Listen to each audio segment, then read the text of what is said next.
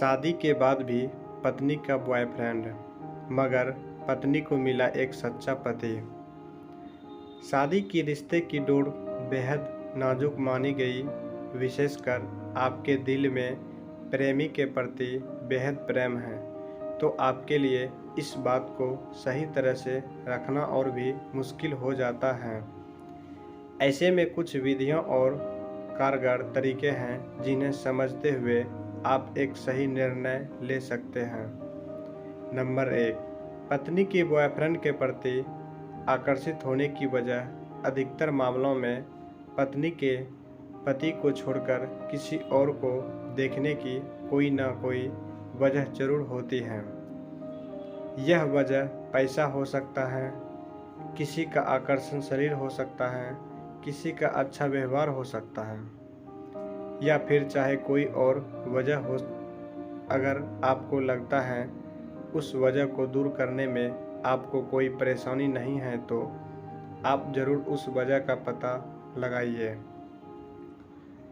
ताकि आपकी पत्नी जिस वजह से अपने बॉयफ्रेंड की तरफ आकर्षित होती हैं, अगर आप उस कमी को पूरा करने में सक्षम हैं तो ज़रूर पूरा करने में साथ दें।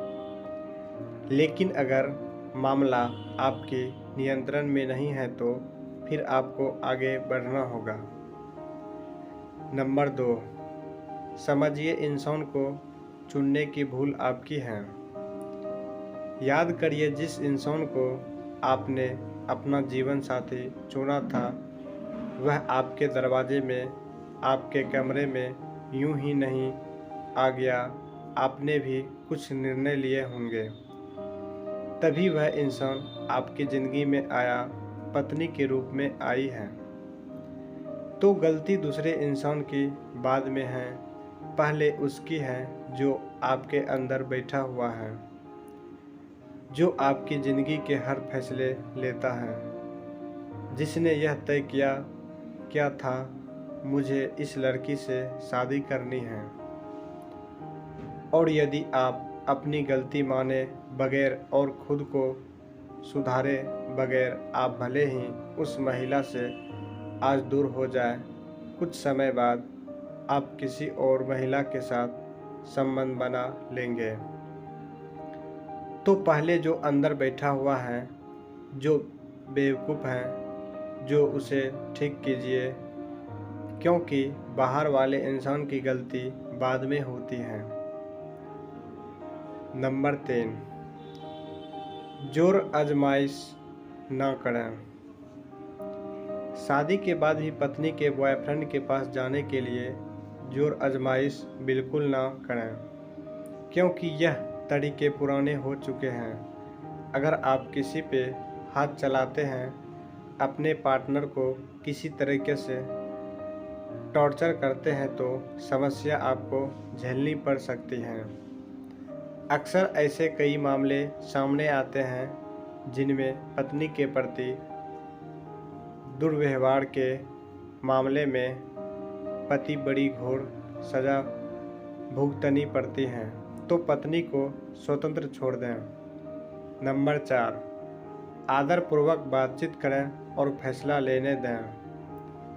अब यदि आपको लगता है कि अभी भी मामला कंट्रोल में है और आप अपनी पत्नी के साथ इस मामले को समझकर उसे एक और मौका दे सकते हैं तो आप उनके साथ बैठिए और बिल्कुल आदरपूर्वक सम्मान के साथ उनसे बातचीत करें। उन्हें समझाइए कि आपकी अपनी पत्नी को लेकर क्या उम्मीदें हैं, और साथ में पत्नी से भी पति को लेकर उम्मीदों को पूछिए।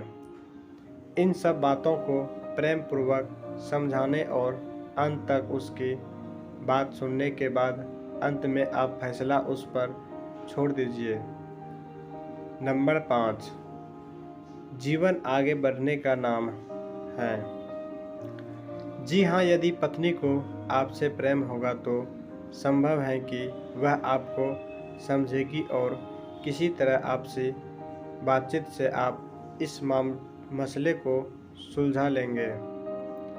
लेकिन अगर किसी स्थिति में उसे यह रिश्ता निभाना पसंद नहीं है तो ज़बरदस्ती उसके साथ रहकर न सिर्फ आप उसके जीवन का खिलवाड़ कर रहे हैं बल्कि अपनी ज़िंदगी को भी बदतर बनाते जा रहे हैं। तो उसकी खुशी और अपनी भलाई इसी में है कि आप आगे बढ़ें। उससे दूर रहने में भी कोई बुराई नहीं है अगर उसका आप दोनों में से किसी एक को भी अपना साथ पसंद नहीं है।